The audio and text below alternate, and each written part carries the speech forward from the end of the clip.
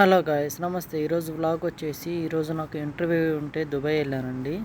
Dubai నుంచి వస్తా నేను ఇక్కడ డబల్ బస్ ఎక్కాను. ఇక్కడ ఈరోజు వ్లాగ్లో వచ్చేసి షార్జాలో బస్ స్టాండ్ ఎట్లా ఉండిద్ది, షార్జా బస్ స్టాండ్ ఎలా ఉండిద్ది, అక్కడ బస్సెస్ ఎలా ఉంటాయి, ఏమేమి బస్సెస్ ఉంటాయి, ఎలా రావాలి అనేది ఈ వ్లాగ్లో చెప్తాను.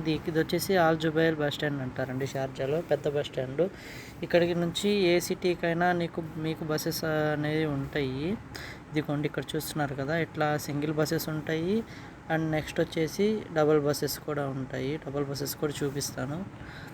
అండ్ ఇది వచ్చేసి ఇన్సైడ్ బస్ స్టాండ్ ఇన్సైడ్ మొత్తం అండి. ఇది బస్ స్టేషన్ ఇన్సైడ్. అదిగోండి యుఏఈ ఫ్లాగ్ కనిపిస్తుంది కదా, ఇదిగోండి డబల్ బస్ ఇది. అండ్ తర్వాత వచ్చి ఇక్కడ టికెట్స్ ఎలా తీసుకోవాలి అండ్ ఇక్కడ నోల్ కార్డ్ అని కూడా ఉండిద్ది. అండ్ ఇది కలర్స్లో కూడా ఉండిద్ది. ఇప్పుడు మీకు స్క్రీన్ మీద చూపిస్తున్నాను కదండి, అట్లా ఉండిద్ది. అసలు ఆ కలర్ కోడ్ ఏంటని నెక్స్ట్ బ్లాగ్లో పెడతాను. ఇక్కడ కనిపిస్తుంది కదా, ఇదేనండి టికెట్ కౌంటర్. ఇక్కడే మనం నోల్ కార్డ్ కానీ టికెట్ కానీ తీసుకోవాల్సి వస్తుంది. సిల్వర్ కార్డ్ తీసుకున్నాను నేను. ఇదిగోండి ఇక్కడ బోర్డు కనిపిస్తుంది కదా, ఈ బోర్డులో వచ్చేసి ఏ టైం ఏ బస్సెస్ అనేది ఇక్కడ కనిపిస్తాయి. అండ్ ఇదిగోండి వెళ్తున్నాను. అండ్ ఇదిగోండి ఇది ఇంకో బోర్డు. ఇక్కడ వచ్చేసి కలర్ రూట్ను బట్టి ఉంటుంది.